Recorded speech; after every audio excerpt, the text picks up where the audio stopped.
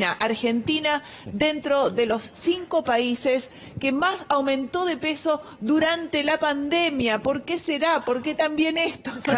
¿Sabés cuál fue el alimento que más se vendió? ¿Cuál? En los primeros meses ¿Cuál, de la pandemia, la harina. La levadura, claro, toda la gente haciendo el pan de masa madre. Exactamente. Todos Estaba amasando. todo el mundo amasando en la casa. Y además, recordemos que costó mucho tiempo lograr que aceptaran a los runners, etcétera. O sea, no podías salir a hacer nada, absolutamente nada. No te podías mover. No te podías mover, eso es inevitable. Ahora, subirte 2, 3 kilos, no pasa nada, pero hay gente que se ha cargado 10 o más de 10 kilos para poder dilucidar un poco esta cuestión. Está con nosotros Carolina Pesone, ella es nutricionista, así que te damos la bienvenida, Carolina. Gracias. Muchísimas gracias por estar acompañándonos. Muchas gracias. ¿Y por qué los argentinos hemos subido tanto de peso? Estamos entre los países que más aumentó el índice de grasa del cuerpo. Sí, tal cual. Según en mi consultorio particular, más de 10 kilos, en promedio 6. En promedio 6. Pero sí, y es como dicen ustedes, hicieron más alimentos, comidas caseras, con harina, mucho huevo, por lo tanto también aumentó el colesterol. No por echarle la culpa al huevo, pero sí más carnes, más grasosas, asados. Así que bueno. Sí, tenés razón que en un primer momento hubo faltante de huevos incluso, ¿se acuerdan? En la primera parte del aislamiento la gente salía a cocinar, como dice Fer, la levadura también se disparó muchísimo en consumo. Sí, y cuando empezaron a aumentar los precios ya compraban huevos por maple, al por mayor, entonces está bueno por un lado por el tema de cocinar saludable, casero, pero inevitablemente vamos a consumir más calorías. Y ahora, Carolina, con el aumento de la carne también, en los primeros meses del confinamiento, los cortes que más se vendieron fueron los cortes para milanesa, porque son los que más rinden, y también la carne que ya está picada, que suele tener grasa, porque eran los cortes más económicos. Ahora, a partir de, sobre el peso normal de una persona, ¿a partir de cuántos kilos por encima de ese peso definimos que tiene sobrepeso y cuándo obesidad? A partir del 10% del peso ideal, hay un rango de peso, el máximo a partir de 10 kilos ya tiene un sobrepeso. Y a partir de 30 ya es obesidad. ¿Y, más de 30 ¿y en los de masa niños también? También, sí. ¿Y en tu consultorio te han preguntado mucho los chicos? ¿Aumentaron más de peso los chiquitos que la gente adulta? Tengo o más consulta de adultos, pero sí, es a nivel familiar. Ahora, ¿qué es más importante? ¿Cerrar el pico o moverse? Y las dos cosas. Pregunta de un amigo que me dice, ¿por dónde se empieza? Bueno, un poco de cada cosa, bueno, un poquito de ejercicio, un poquito de bajar las cantidades. Y el alcohol también subió mucho, el consumo de alcohol, que son las llamadas calorías invisibles. Calorías vacías. De hecho, por ejemplo, fue récord la venta de gin tonic. Que explotó el consumo de gin, que siempre de vino, que siempre es con bebida, en general no lo hacen en versión light, lo hacen con bebida azucarada, que es riquísimo, pero bueno, como que le dimos sin respiro, ¿no? Por lo menos para bajar un poquito la depresión de estar encerrados. Claro. Pero bueno, lo tomamos así como con cierto humor, pero también la gente cuando está mal alimentada, porque muchas veces pasa que por ahí estás con exceso de peso, pero no necesariamente bien alimentado o equilibrado. Por ahí estás desnutrido o anémico. Que tienen muchos kilos de más y están malnutridos, porque obviamente comen desde la harina, calorías vacías. Pero después están los que son flacos, que también están malnutridos. Y bueno, no comen en cantidades, pero sí comen mal. Ahora, hubo un aumento de los noctámbulos en los primeros tiempos, y ser noctámbulo te lleva a que tenés hambre después de haber comido, pero la segunda ola de hambre es un atracón. Y ya te acostumbras a no dormir con el estómago vacío, y ahí empieza el círculo. Un círculo vicioso. Sí, un círculo. Y aparte el home office también, o sea, el trabajar en tu casa incita al picoteo. Sí, te desconectás para ir a la heladera. Claro, como que el recreíto es irte a buscar algo a la heladera o irme una cervecita, porque así me saco de encima lo que me queda del trabajo, y me parece que todo eso después... En estos tiempos de COVID, ¿no? A propósito, hace pocas horas fue internada Carmen Barbieri con COVID positivo. Es decir, se planteaba el hecho de tener la enfermedad, pero también con sobrepeso. ¿De qué manera agrava la enfermedad? ¿De qué manera te condiciona o te potencia para tener más riesgo? La obesidad no solamente es un riesgo para el COVID, sino para un montón de enfermedades. Pero justamente ahora, con el riesgo de contagiarse de COVID, aumenta muchísimo. Al paciente hay que ponerlo boca abajo, entonces hiperventilar el pulmón es muy difícil con mucha grasa alrededor del pulmón. ¿Qué porcentaje del peso tiene que ser grasa aceptable? En mujeres menos de 30 y en hombres menos de 25 sería ideal. Carolina, y en 6 meses. De masa, ¿qué fue lo que preguntó? Porcentaje de grasa sobre el peso. Perfecto, sí. Y en 6 meses pueden dispararse mal, colesterol, triglicéridos de mala alimentación. En dos meses consumiendo más grasa saturada de lo normal, y además se suma el estrés porque hay un colesterol endógeno que lo fabricamos nosotros. Por todo esto, preocupaciones con el trabajo, con el ¿Qué es el colesterol nervioso? Claro, exacto, endógeno se llama. Hay un factor que no ayuda, ¿no? Por el tema de el consumo de las harinas, que ya no pasa a ser el confinamiento, sino que pasa a ser el económico, porque las frutas y las verduras son los alimentos, además de la carne, que más han aumentado en los últimos tiempos. Ir a hacer una compra a una verdulería y si te querés llevar 2 bolsas tenés que pensar en cerca de 1.000 pesos. Y encima en efectivo, porque todavía no está extendido el uso de la tarjeta electrónica en las verdulerías de barrio y uno tiene que tener un disponible para ir a comprar saludable, un disponible en cash. Claro.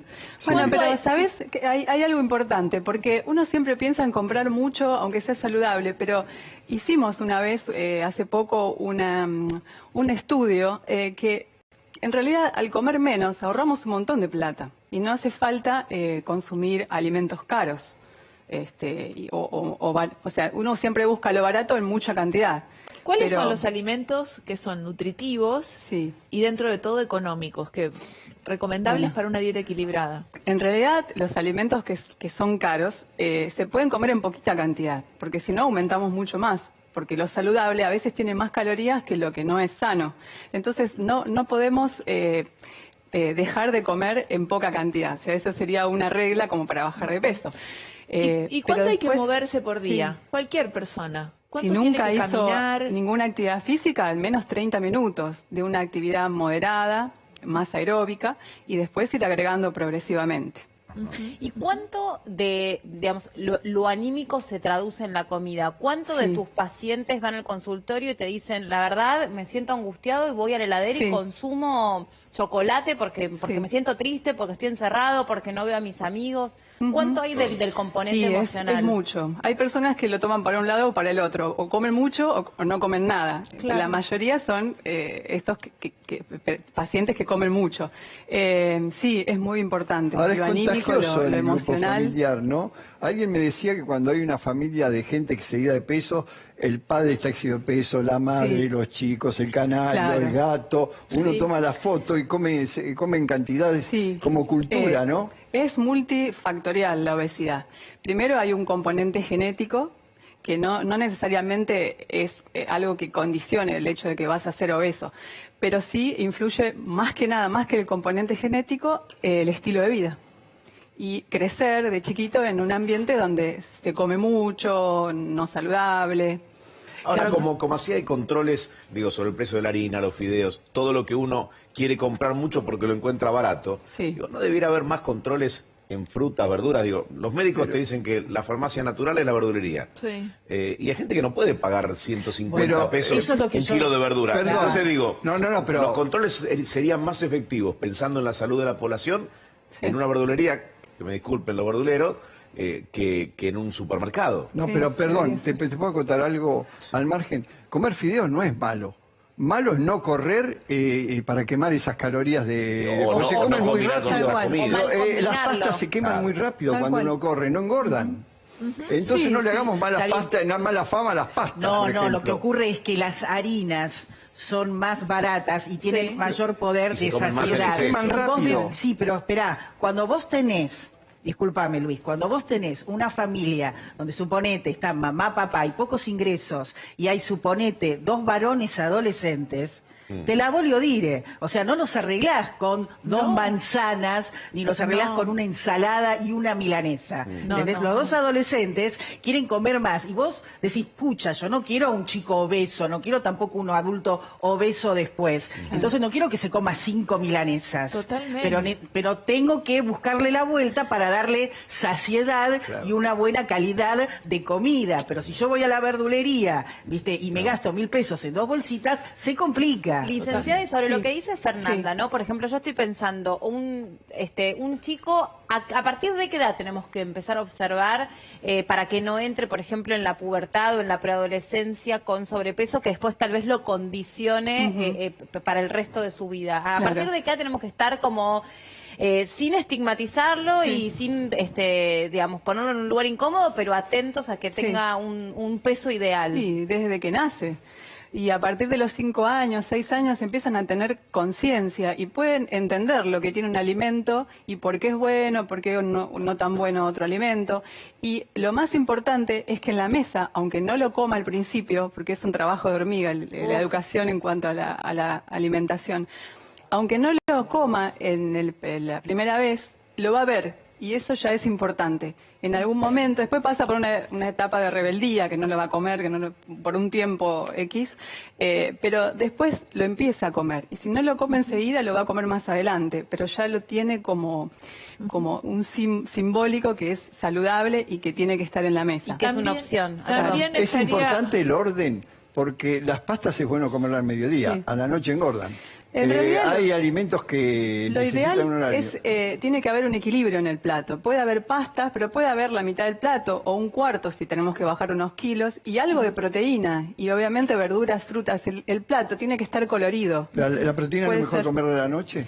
Si es poca cantidad puede comerse a la noche o en el almuerzo. ¿Y el orden? ¿No está el orden? Por ejemplo, a mí me gusta comer y después terminar con fruta. Sí. Y la gente que entiende de nutrición me dice que debo hacer todo lo contrario, que tengo que arrancar con fruta y después comer. Sí. Bueno, aprovecharías mejor los nutrientes y las vitaminas que tiene la fruta. Pero si comes moderado, un plato... ¿Por qué se aprovecha mejor si como primero la fruta?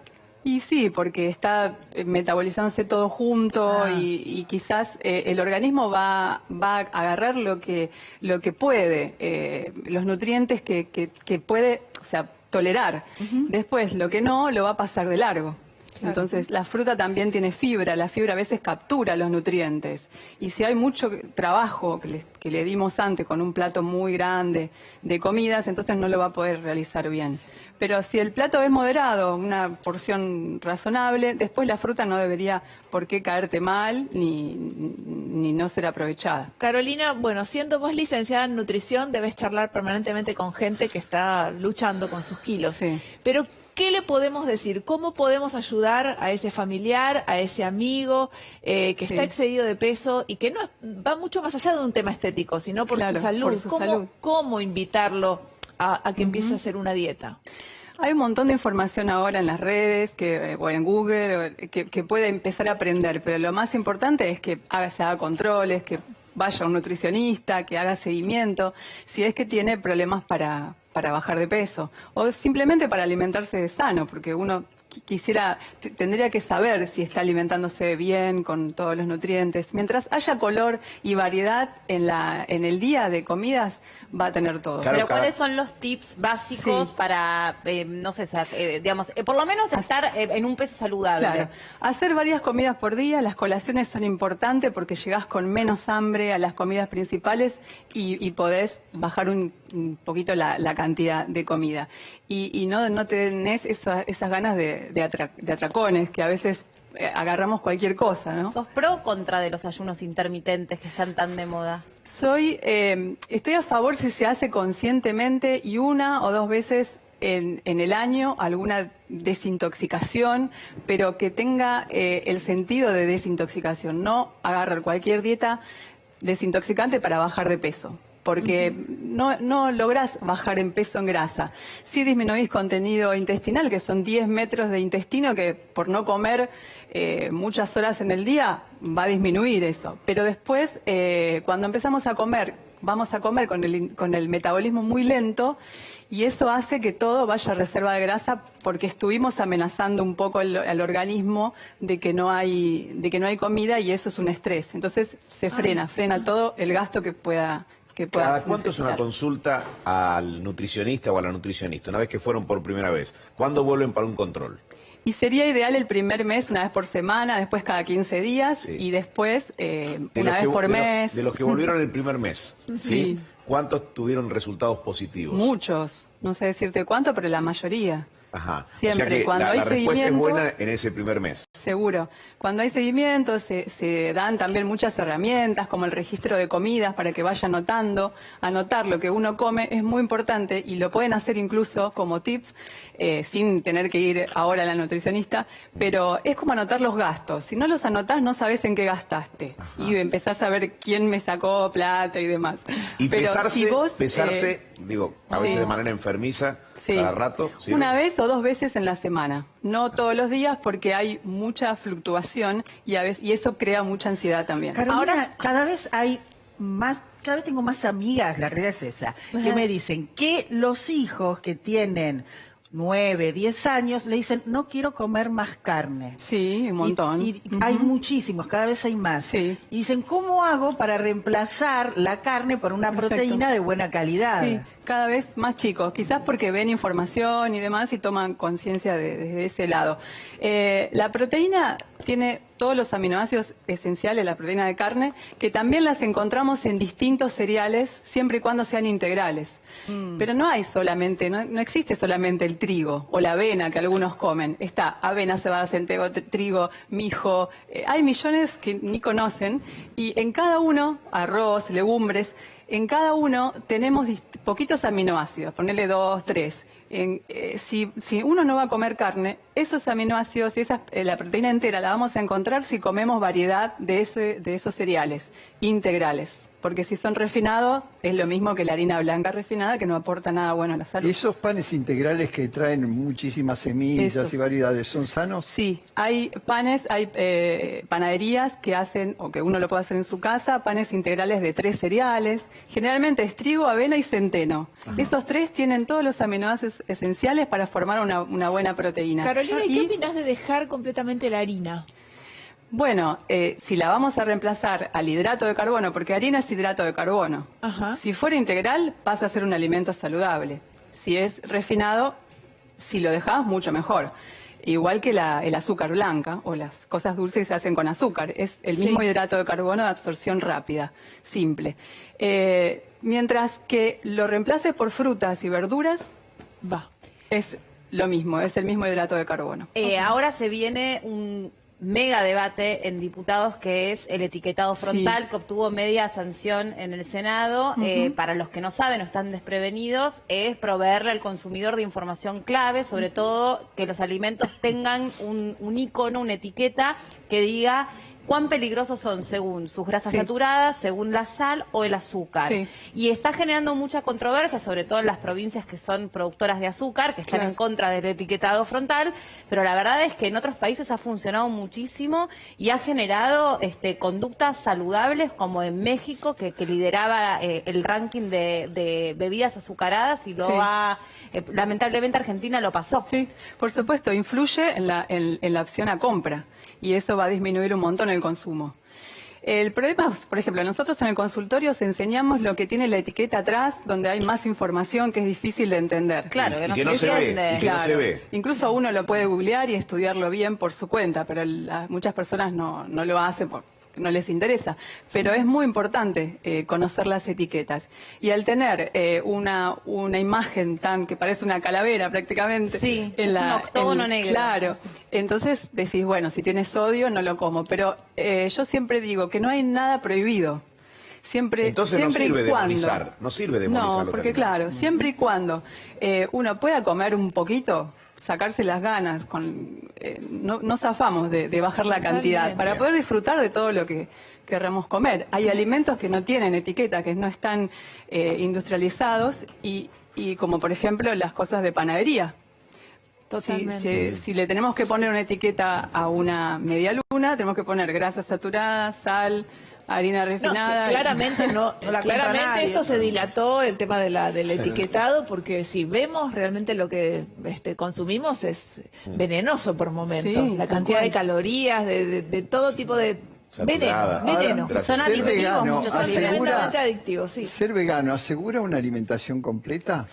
Asegura una alimentación, solamente puede suplementar vitamina B12, que es lo que no lo consumimos en la parte vegetal, que sí puede estar en los huevos y quesos y lácteos, que hay personas que son vegetarianas y no tienen ese problema. Pero si tiene una alimentación bien variada, Sí. puede llevar tranquilamente. Gracias, Carolina, No, por gracias haber a venido. Ya te invitamos para alguna Bueno. otra vez. Hay que hablar de alimentación.